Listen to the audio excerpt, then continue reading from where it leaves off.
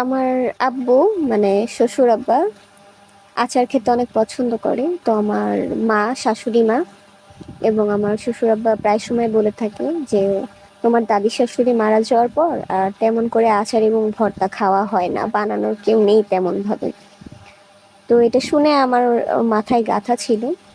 আমার বাবা যেদিন এই আমড়াগুলো আনে সেদিন আমি তাকে বলে দিয়েছিলাম, বাবা সরিষার তেল নিয়ে আসেন, আচার করে দেবো।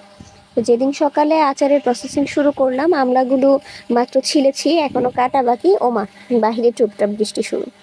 তো আমার মা আবার এভাবে বৃষ্টির পানি ধরে রাখে, সাপ্লাইয়ের পানিতে ভাত আর ডালটা সুন্দর হয় না, বৃষ্টির পানি ধরে রাখে, সেটা দিয়ে ভাত আর ডাল করলে সুন্দর হয়, ডালটাও ফোটে। এই প্রসেসিং এসে বৃষ্টির পানি ধরে রাখে, তারপর এটাকে ছেঁকে আমরা ব্যবহার করি। খুব পরিমাণে বৃষ্টি হচ্ছিল, আমি তো টেনশনে পড়ে গিয়েছিলাম, কারণ আমার ইচ্ছে ছিল যে পরিমাণে কড়া রোদটা সকালে দেখেছি সেই রোদে আচার করব। তারপর 2-3 ঘন্টা পর আবহাওয়া আবার এরকম ফ্রেশ হয়ে গেল, ঝলমলে রোদ উঠলো।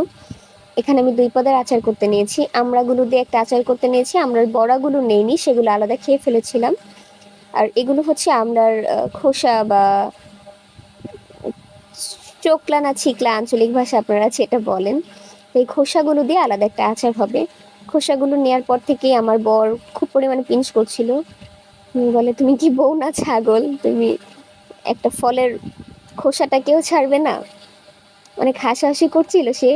এইবারটা তো আর জানে না আমড়ার থেকে আমড়ার খোসা বেশি মজা, বেশি টক। টক যারা পছন্দ করে তারা অবশ্যই আমড়ার শুধু খোসাটাও লবণ দিয়ে খেলে ফ্যান হয়ে যাবে। রোদে ভালোভাবে শুকানোর পর পানিটা যখন সুন্দরভাবে টেনে নিয়েছিল, তখন আমি এটাতে মশলা মাখিয়ে নিই। এটা হচ্ছে আমড়ার খোসাটা এবং এটা হচ্ছে আমড়া। মশলা মাখানোর জন্য আমি প্রথমে লবণ নিয়েছিলাম, তারপরে একে একে মরিচের গুঁড়ো এবং হচ্ছে হলুদের গুঁড়ো এবং আমি ধনিয়া গুঁড়ো দিয়েছিলাম। এই মশলাগুলো ভালোভাবে মাখিয়ে নিয়েছি। এই মাখানো মশলাগুলো দিয়ে 2 থেকে 3 দিন, যতক্ষণ রোদ থাকে সকাল থেকে বিকেল পর্যন্ত, ঠিক ততক্ষণ আমড়াগুলোকে ভালোভাবে রোদে শুকাতে হবে। আমি আবার একটু পরপর গিয়ে নেড়ে ছেড়ে উল্টে পাল্টে দিচ্ছিলাম, যেন সব জায়গায় সব দিকে সমানভাবে রোদের আলো এবং তাপটা পায়, যাতে আচারটা সুন্দর হয়। এডিট করার সময় আমার জিভে পানি চলে এসেছে। আমরার মানে খোসাটা এমন টক এবং মজা ছিল, মশলা মাখানো খোসাটা। আমি যতবারই দেখতে যেতাম একটা করে নিজের মুখে পরে নিতাম, একটা আমার ননদের মুখে দিয়ে দিতাম।